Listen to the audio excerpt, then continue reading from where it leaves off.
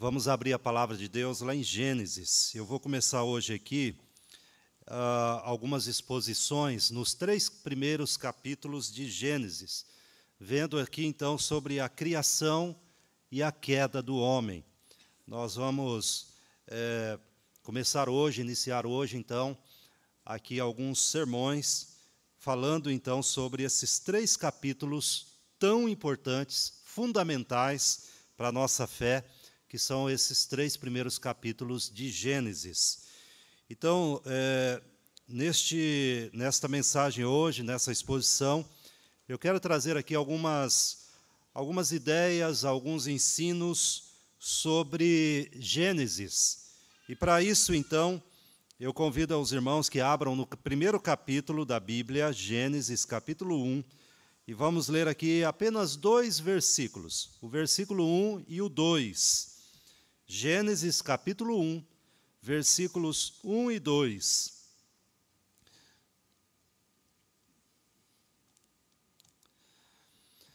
Diz assim a palavra de Deus: No princípio criou Deus os céus e a terra.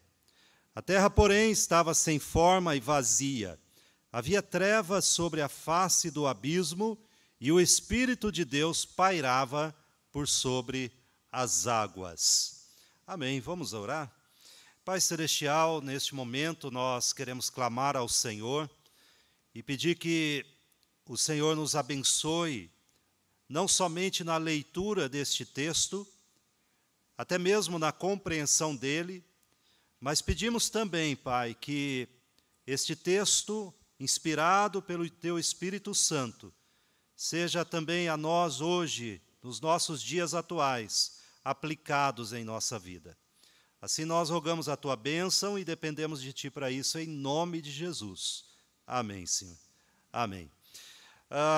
Talvez seja uma das frases mais conhecidas da Bíblia, esse primeiro versículo: No princípio criou Deus os céus e a terra. Na verdade, esta afirmação não pode ser aperfeiçoada. Nenhum cientista, nenhum historiador ou qualquer outra área do conhecimento poderia expressá-la de uma forma melhor. No princípio, Deus cria os céus e a terra. É uma afirmação simples, mas esta simples afirmação bíblica, ela tem um poder de refutar, e ela tem o poder de refutar o ateísmo, que diz que Deus não existe. E esta frase, ela vai nos dizer exatamente o contrário. E até mesmo ela pode refutar o agnóstico, que vai então afirmar que nós não podemos conhecer a Deus. Deus não pode ser conhecido. E aqui o texto vai dizer exatamente ao contrário. Também ela pode refutar o politeísmo, que vai dizer de que o mundo é povoado, então, os céus são povoados de inúmeros deuses. Aqui também há uma refutação para isto.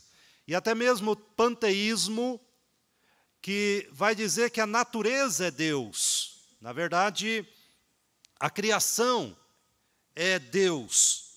Os materialistas também são refutados quando dizem que a matéria é eterna. A matéria precede todas as coisas, ela não é criada. E aqui há uma refutação dizendo que Deus a criou. E os fatalistas que ensinam que não há um plano divino por trás da criação e da história. Ou seja, Deus criou todas as coisas e, como um relojoeiro, deu corda neste relógio, e Deus também criou o mundo e deu corda no mundo, e ele, então, não é dirigido por nada ou por ninguém, apenas um fatalismo cego o dirige. Então, nesta simples afirmação, vemos isso. Mas há mais do que isso, nós vemos a personalidade de Deus aqui. E, na verdade, nós o vemos falando, vendo, nomeando e abençoando aquilo que ele chama a existência. E quando nós perguntamos à Bíblia por que Deus cria o universo, e a resposta mais evidente das Escrituras Sagradas, primeiro é deixar claro que Deus não precisava criar coisa nenhuma ou nada para acrescentar algo a si. Deus já era completo, sempre foi na eternidade. Ou seja, a sua criação não é para que ele acrescente algo. E aí nós lembramos aí, por exemplo, do Dia das Mães, quando... mas poderíamos lembrar do Dia dos Pais e etc., quando o ser humano, então, precisa de algo para ser acrescentado a ele, como, por exemplo, a paternidade ou a maternidade. Então, para isso, ele precisa trazer à vida um filho, para que ele seja agora categorizado como pai ou como mãe. Deus não precisa de nenhuma destas coisas. Ele é suficiente por si mesmo. E a Bíblia nos afirma que ele criou o universo, não para que fosse algo a mais do que ele já era, mas para a sua própria glória. Bom, a palavra de Deus nos deixa claro, então, que ele não é apenas o autor da criação, mas as Escrituras Sagradas nos dizem que Deus é o sustentador da sua criação. Ou seja, o ato da criação, quando Deus, então, chama à existência todas as coisas. E nós vemos nisso na continuidade, a partir do versículo 3, Deus chamando à existência aquilo que não havia. E quando ele faz isto, ele chama a existência, e chama a existência a própria natureza. Nós vemos que ele não apenas cria, mas ele sustenta a obra da criação. E cada vez, então, que uma semente no chão arrebenta e dela sai um broto, nós vemos ali Deus sustentando a obra da sua criação. Cada vez, então, que a vida animal dá a sua cria, nós vemos ali o Todo-Poderoso sustentando a sua obra da criação, e é isso que a Bíblia nos afirma, mas ela faz uma afirmação maior, que a sustentação da obra da criação é feita por intermédio de Jesus Cristo.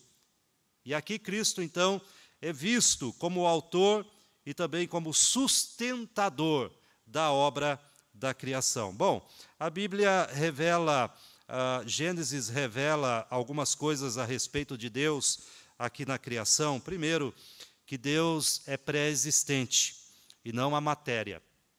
Deus não tem início de dias. Deus não tem começo, nem meio e nem fim.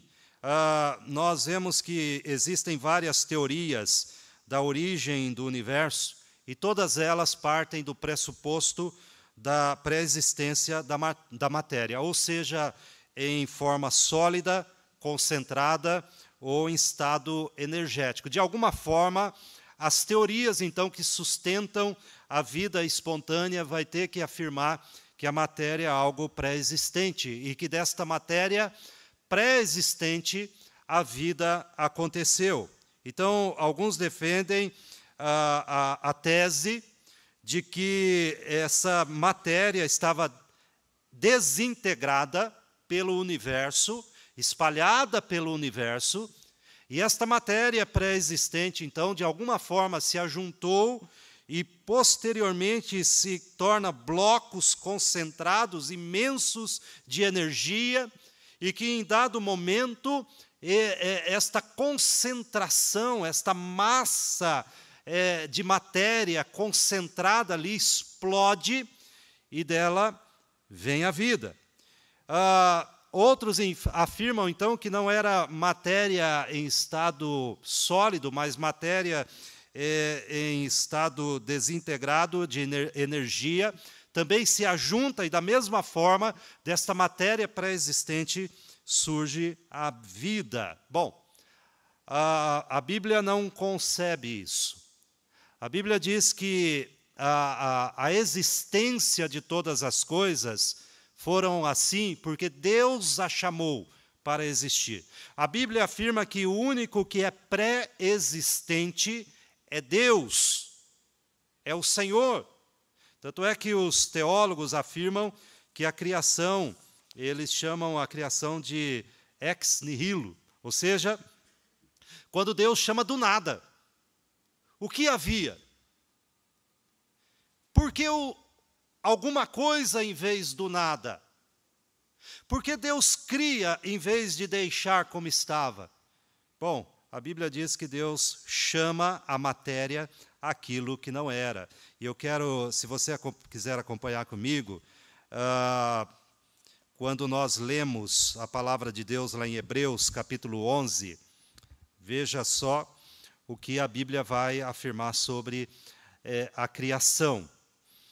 Hebreus, capítulo 11, versículo 3, vai dizer exatamente isso que eu afirmei aqui, de que a criação, de que a matéria, melhor dizendo, ela não é pré-existente. A matéria estava flutuando no espaço, seja em forma sólida ou em concentração de energia, e de repente esta matéria pré-existente deu origem ao que tem. A Bíblia afirma o contrário. Hebreus capítulo 11, versículo 3 diz assim: pela fé entendemos que foi o universo formado pela palavra de Deus, de maneira que o visível veio a existir das coisas que não aparecem.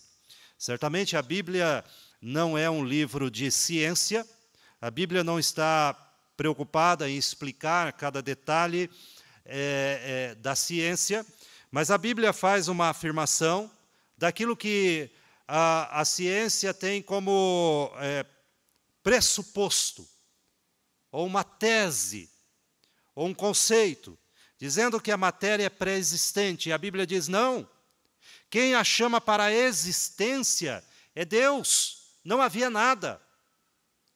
O Espírito de Deus pairava, e Ele chama a existência daquilo que não havia.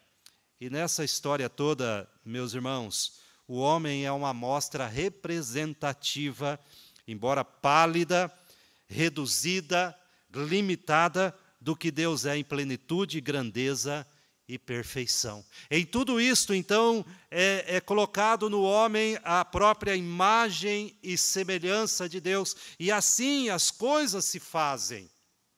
E assim aquilo que não existia veio à existência. Entretanto, nesse texto também nós encontramos aqui Deus se revelando. Deus se revelando.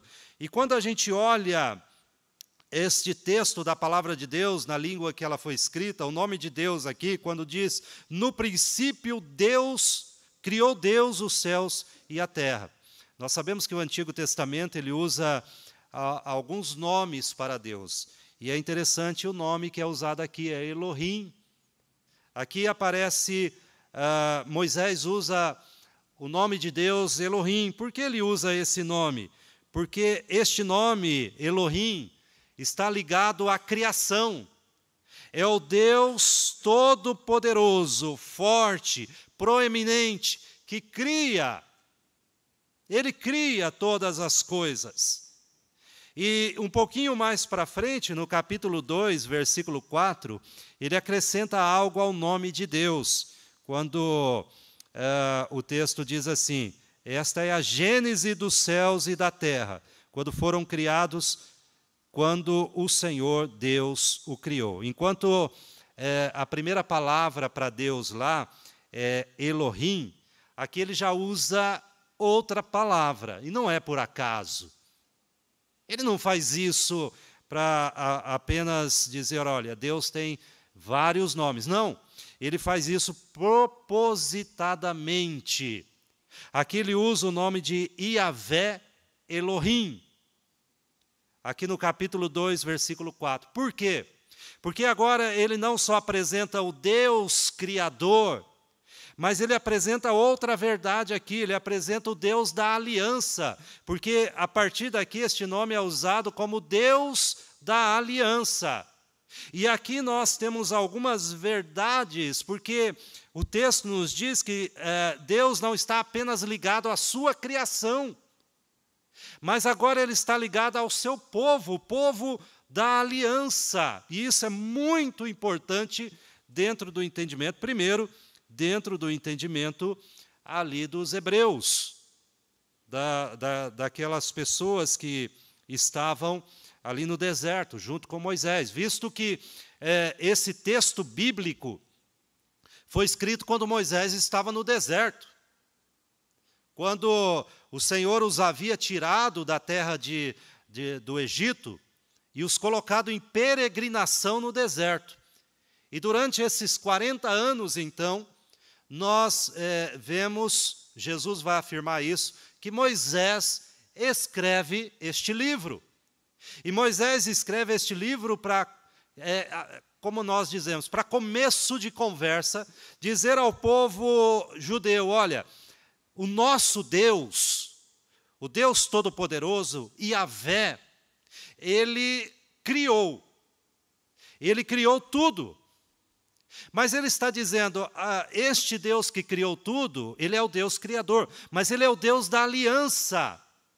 Ele fez agora uma aliança com o povo, com o seu povo, de ser o seu Deus, o Deus pessoal, não o Deus impessoal. E, portanto, isso é importante quando a gente encontra, então, Moisés afirmando, olha, Ele é Elohim, Ele é o Deus Criador, mas Ele é Yahvé, Ele é o Deus da aliança. Ele fez uma aliança com o seu povo. Bom, nós encontramos aqui, voltando ao capítulo 1, é importante vermos algumas questões aqui iniciais sobre Gênesis, mas nós encontramos aqui o nome, por que esse nome, né, Gênesis? E quando a gente vê novamente a língua que foi escrito, né, o hebraico, o primeiro versículo aqui é Bereshit bara Elohim. Bereshit bara Elohim. Essa é a língua, né, que foi escrita aqui. E ela significa exatamente, Bereshit é no princípio. Gênesis é a forma, então, grega de dizer exatamente isso. Princípio. Princípio. Aqui nós temos o início. Como que tudo aconteceu. Por que as coisas são da maneira que elas são. Gênesis é o ponto de partida para toda a Bíblia.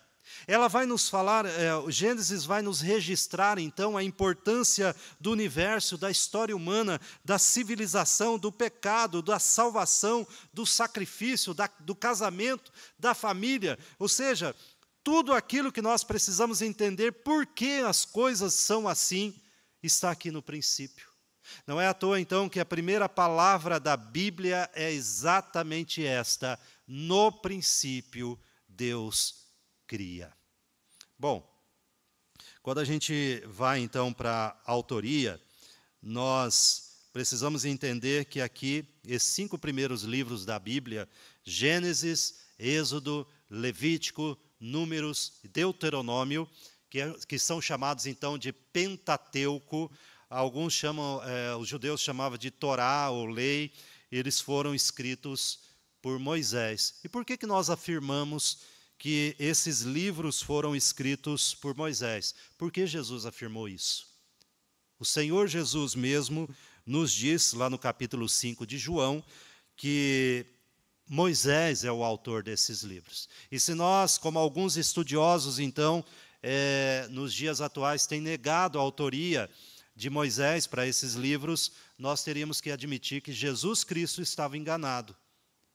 Jesus estava enganado. Se ele afirmou que Moisés escreveu, e alguns, então, estudiosos afirmam, não foi Moisés que escreveu, foram outras pessoas, não Moisés, nós teremos que admitir, Jesus Cristo se enganou. E se ele se enganou nisto, ele se enganou em outras coisas. Então é importante para nós, como cristãos, como pessoas que têm a palavra de Deus como única regra de fé e prática, dizer, olha, nós afirmamos que Moisés escreveu este livro. E nós afirmamos não apenas pelas evidências históricas, pelas evidências textuais, ou qualquer outra matéria de estudo aqui desses livros da Bíblia, mas nós o afirmamos principalmente porque o nosso Senhor, Jesus Cristo, assim afirma.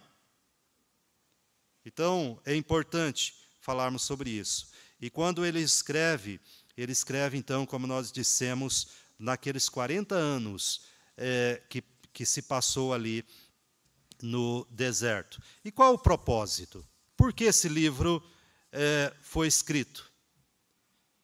O que Deus tinha como propósito em escrevê-los? Bom, quando a gente lê Gênesis, e eu já vou aqui pedir aos irmãos, comece uma leitura em Gênesis. Vai lá, começa na sua Bíblia, ler Gênesis. E quando você vai ler os primeiros 11 capítulos, você vai ler do capítulo 1 ao capítulo 11 de Gênesis. E você vai encontrar ali, nessa primeira parte, se tratando então da humanidade em geral, nesses primeiros 11 capítulos, Moisés escreve, olha, explica acerca da humanidade em geral e explica também a origem do homem e a origem do pecado. Tudo ele vai explicar ali nesses primeiros 11 capítulos. Rebeliões, pecados e etc, etc. Quando você lê a segunda parte, ele é dividido nessas duas partes, do capítulo 12 ao capítulo 50, Gênesis tem 50 capítulos, mas não desanime. Você pode ler tranquilamente. E na segunda parte, então, você vai ver Deus falando, através de Moisés, detalhes sobre a vida de 4 homens: Abraão, Isaque, Jacó e José. E aqui, então, ele trata especificamente, não só da sua criação, o Elohim, mas ele trata agora do pacto que ele faz com o povo, para a salvação deste povo. Ele tem um plano. Do capítulo 12 até o 50, Moisés está mostrando, olha, Deus tem um plano. E este plano será levado a bom termo até o final. Que deste povo, então, que do capítulo 12 ao 50 fala da história destes homens, deste povo específico, surgirá o Messias, bênção para todas as nações. E ali, meus irmãos, se nós pudéssemos colocar aqui um tema-chave de Gênesis, nós poderíamos dizer que Gênesis se trata da eleição divina. Nós iniciamos com o céu e a terra. Então, Deus escolhe, e aqui há eleições sendo feitas, Deus escolhe da genealogia de Adão, de seus filhos, ele escolhe um dos filhos chamado Sete. Não é o número de filhos, não, é o nome dele mesmo, viu? Chamava Sete. Deus escolheu ele. De Sete, Deus escolhe Noé. Dos descendentes de Sete, Deus escolhe Noé e não escolhe os outros. De Noé, da família de Noé, ele escolhe 2, Sem e Terá. Destes, então, ele escolhe Abraão. Abraão tem muitos filhos, mas Deus escolhe Isaque, que é a semente escolhida. E Isaque tem 2 filhos, Jacó e Esaú, e Deus escolhe Jacó para ser o recipiente da sua graça. E essa, então, revela uma eleição benevolente de Deus. Por quê? Porque de todas essas pessoas que Deus vai escolhendo, e de todas as formas que Deus vai escolhendo agir, todas elas, nenhum momento nós somos merecedores dessa eleição, desta graça e desta honra. Bom, Moisés, então, aqui, ele tem algumas razões de se escrever esse texto.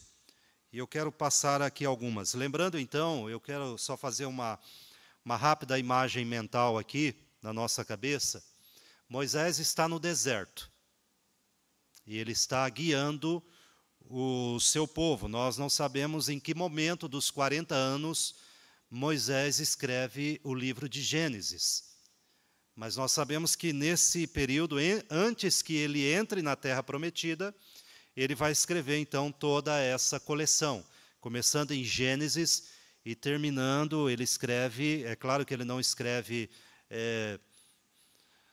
o último capítulo, né, de Deuteronômio ali, ele não escreve essa parte final da morte dele, mas ele escreve, então, o Pentateuco. E quando ele escreve, ele tem uma razão para escrever isso. Deus coloca uma razão em seu coração. E nós vemos, então, que quando aquele povo é tirado da terra do Egito, eles ficaram lá 400 anos. E a visão de mundo dos israelitas era uma visão de mundo egípcia. Então agora Deus se manifesta. Agora nós encontramos lá em Êxodo a história de como que Deus se manifesta tirando este povo do Egito. Mas este povo não sabia mais quem era Deus. Eles tinham uma visão de mundo, uma visão de criação egípcia. Quando os egípcios diziam que o céu era um Deus e a terra também era um Deus, e céu e terra, então, esses deuses, eles procriaram e deram vida ao que existe. Essa era a cosmovisão israelita do mundo, era uma cosmovisão egípcia.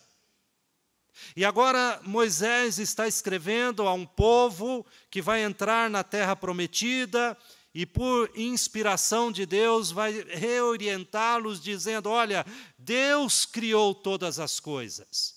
Há um só Deus. E ele vai então reorientando este povo, ensinando-os agora a saberem quem era o Deus de Israel. O Deus criador, o Deus da aliança. Mas também ele vai escrever este livro para explicar a origem de certas leis. E Gênesis, então, vai explicar por que as coisas são assim. Por que essas leis existem? Por que, por exemplo, guardar o sábado na mente dos israelitas? E ele explica aqui, dizendo, porque Deus criou em 6 dias e descansou. É por isso que vocês, ele dizendo aos israelitas, que vocês devem, então, guardar isto. E ele vai explicando por que a fidelidade no casamento. Por que a mulher deve ter apenas um homem e o homem apenas uma mulher? Por que não, então, viver como os outros povos? E ele vai explicar, porque Deus criou o homem e Deus criou a mulher. E Deus, então, deu a mulher ao homem e o homem à mulher, para que eles vivessem juntos. E ele vai explicando acerca disto. E por que a pena de morte? Porque havia, então, nas leis de Israel, a pena de morte. E Gênesis explica, porque Deus criou o homem segundo a sua própria imagem e semelhança. E agredir isto deve ser, então, punido com a morte, porque está agredindo a imagem e semelhança do próprio Deus. Porque aquela nação, então, deveria chegar na terra prometida, em Canaã, onde haviam instalados ali 7 nações. E por que eles deveriam, então, expulsar estas nações de lá? E aí Moisés explica aqui em Gênesis, dizendo, porque Deus é o dono da terra. Foi Ele quem a criou. Dele é tudo, e Ele dá a quem Ele quer. E Ele, então, decidiu, por causa dos pecados destas nações, que elas seriam punidas. E Ele, sendo dono da terra, as expulsa dali. Então, Gênesis vai nos mostrando aqui, Moisés vai nos colocando aqui, em primeira mão, aos seus primeiros ouvintes ali no deserto, de que aquilo que o Senhor estava mandando, colocando como as leis, Ele o estava fazendo porque Ele era o Criador. Porque Ele chamou à existência aquilo que não existia. E agora Ele entra num pacto com esses, então, com este povo. Um povo não melhor do que ninguém, tanto é que Deus, através dos profetas, depois vai dizendo, olha, não é porque vocês eram melhores, mas porque eu entrei em aliança com vocês. Eu entrei em aliança com vocês. Eu creio que nós poderíamos dizer que da mesma forma acontece conosco. Primeiro, nós precisamos entender que o que Gênesis nos fala hoje, para nós nos dias de hoje, tem o mesmo efeito. Porque as coisas são como são. E nós precisamos voltar lá. E nós precisamos entendê-las. E nós precisamos da orientação do Espírito para aplicá-las em nossa vida, reorientar a nossa visão de mundo. Mas eu quero, já caminhando aqui para uma conclusão, e eu quero como conclusão trazer que aquilo que Deus começa em Gênesis, Ele concretiza em Apocalipse. Nós terminamos recentemente aqui, domingo passado, falar do Apocalipse, mas aquilo que Ele começa em Gênesis, Ele cumpre em Apocalipse. Por exemplo, quando Ele cria o céu e a terra, capítulo 1, versículo 1, no princípio Deus criou os céus e a terra.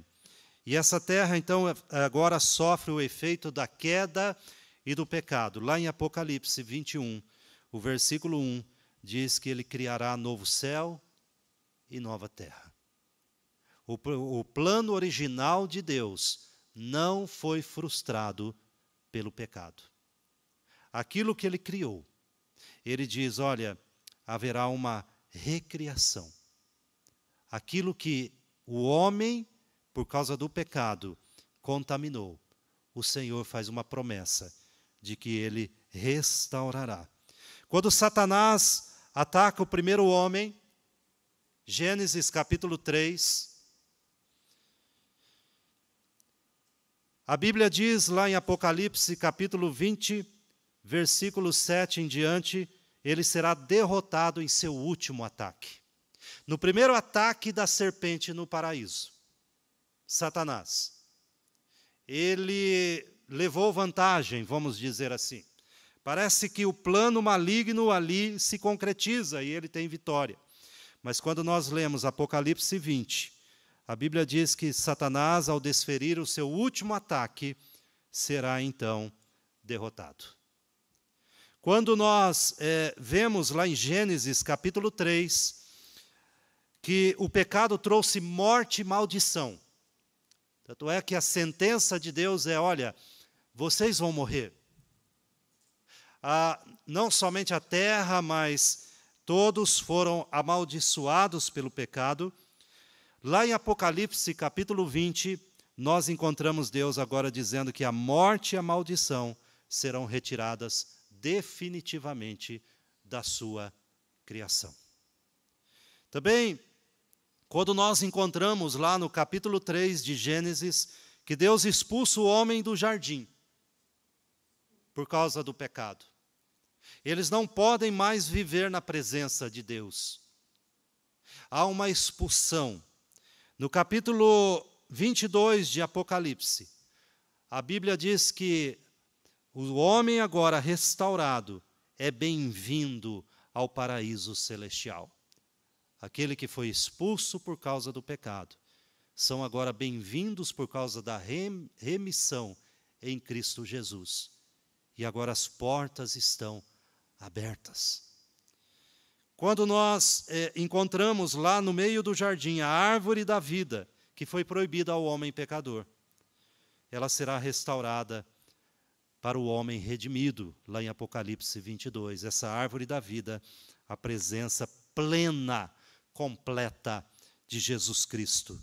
Quando nós vemos em Gênesis a entrada do pecado, o reino da Babilônia se levanta. Nós vemos em Apocalipse que esse mesmo reino, ele é destruído. Quando se cumpre a promessa, então, do julgamento de Satanás, quando lá em Gênesis capítulo 3, versículo 15, Deus coloca lá uma promessa dizendo, olha, Satanás, você será derrotado. E nós vemos isso sendo cumprido lá em Apocalipse, lá no final de Apocalipse. Mas também, meus irmãos, nós não só vemos esses cumprimentos daquilo que parecia uma derrota no jardim, nós vemos a restauração em Gênesis, mas nós vemos também aqui, como conclusão, Cristo presente em Gênesis. E eu quero só lembrar vocês que, de acordo com Lucas, se você puder abrir a sua Bíblia ou acompanhar, de acordo com Lucas 24, versículo 27, depois o 44 e o 45, diz que nós encontramos Jesus em todas as Escrituras. Então, ele está aqui também em Gênesis, capítulo 24 de Lucas, versículo 27, diz assim, começando por Moisés, ou seja, Jesus Cristo aqui, ele começa a explicar a sua presença em todas as Escrituras por Moisés, lá em Gênesis. Discorrendo por todos os profetas, expunha-lhes o que a seu respeito constava em todas as Escrituras. Jesus falando lá aos homens no caminho de Emaús. E no capítulo ainda 27, no versículo 44 e 45, ele vai dizer assim, então lhes abriu o entendimento para compreenderem as Escrituras. Desculpa, é o 44 primeiro. A seguir, Jesus lhes disse, são estas as palavras que eu vos falei, estando ainda convosco. Importava se cumprisse tudo o que de mim está escrito na lei de Moisés, nos profetas e nos salmos. Então lhes abriu o entendimento para compreenderem as Escrituras. Então o que nós vemos, que Jesus está presente aqui, nessas palavras de Gênesis. Jesus Cristo é a palavra criativa. Quando nós lemos aqui, no princípio criou Deus os céus e a terra. Nós corremos lá em João, capítulo 1, e lemos lá o que o apóstolo João escreve no versículo 1, dizendo assim, no princípio, ele está usando exatamente isso, o que aconteceu lá. O que aconteceu lá. Ele vai dizer, no princípio era o verbo, e o verbo estava com Deus, e o verbo era Deus. Ele estava no princípio com Deus, ou seja, o verbo é Jesus. E João está dizendo, ele estava lá. Quando você lê as primeiras frases do capítulo 1 de Gênesis, você é instruído pelo apóstolo João, dizendo, olha, Jesus estava ali. Ele estava ali. E como ele estava ali? E João explica no versículo 3, todas as coisas foram feitas por intermédio dele, Jesus. E sem Jesus, nada do que foi feito se fez. E quando João, então, diz que Jesus é o verbo de Deus, ele está dizendo que Jesus Cristo está ali, no começo. E quando a gente encontra isso no versículo 3, quando o ato da criação começa, e disse Deus, haja luz. E nesta ordem criativa, João vai dizer que este verbo que sai da boca de Deus é Jesus Cristo. E por intermédio de Jesus Cristo, tudo se faz. Ele é a palavra criativa. A Bíblia ainda diz em Romanos 5 que ele é o último Adão. Enquanto o primeiro falha, Cristo Jesus triunfa naquilo que Adão carnal, o Adão de Gênesis, falha em obedecer. O Adão, que Paulo diz que é o segundo Adão, Jesus, ele triunfa sobre aquilo que Adão fracassa. Ele é a semente da mulher, dita lá em Gênesis capítulo 3, versículo 15, que frustraria então os planos de Satanás. É Jesus. Ele é representado por Abel. Quando lá em Gênesis 4 diz que Abel, então, ofereceu sacrifício a Deus. E Hebreus 11, falando sobre isso, Hebreus capítulo 12 também, falando sobre Abel, vai dizer, Abel era o justo, se referindo agora o que os teólogos chamam de um tipo de Cristo, ou seja, Abel apontava para a justiça plena de Jesus. Ele é representado lá por Noé e o dilúvio, da palavra da salvação falada por Noé e do próprio dilúvio e a arca que salva pessoas, como 1 Pedro capítulo 3 vai nos mostrar. Ele é representado também por Melquisedeque, lá no capítulo 14 de Gênesis, o qual é apontado por Hebreus 7 em diante, como Jesus Cristo, uma figura de Cristo, o príncipe da paz. Ele é representado por Isaque, o filho da promessa. De Gênesis 17, quando em Gálatas 4, Paulo fala sobre isso, que Isaque retrata Cristo no seu nascimento miraculoso. Quando Sara, já uma mulher de idade, já não tinha mais nem os costumes das mulheres, ela traz à luz Isaque de uma forma miraculosa. Em sua disposição de morrer, a disposição de Isaque em morrer, a disposição de Isaque em tomar uma noiva que o seu pai lhe fornece. Tudo isto aponta para Jesus Cristo na sua morte, na sua ressurreição e na sua disposição de morrer por sua igreja. Bom, ele é o Cordeiro, de Gênesis 22. Ele é a escada de Jacó, de Gênesis 28. Ele é representado por José, em Gênesis 37, quando rejeitado, ele morre pelos seus irmãos.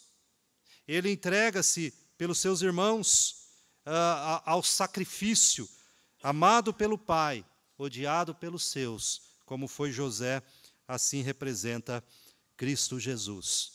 E aqui, aplicando já como palavras finais para nós, nesta noite, trazendo aqui essa primeira meditação nesse texto, eu quero fazer algumas aplicações. Primeiro, afirmar a nossa fé, mesmo em dias que nós estamos da pré-existência de Deus. Ele é autoexistente. Afirmar a nossa fé de que não existiu em nenhum momento que Deus não existisse. Não existiu em nenhum momento na eternidade que Deus não fosse. Ele é eterno. Afirmar a nossa fé em um Deus pessoal. Ele cria tudo com um objetivo. Ele não apenas cria para mostrar o seu poder, a sua capacidade. Ele cria com um objetivo. Se tem começo, como ele diz aqui, no princípio.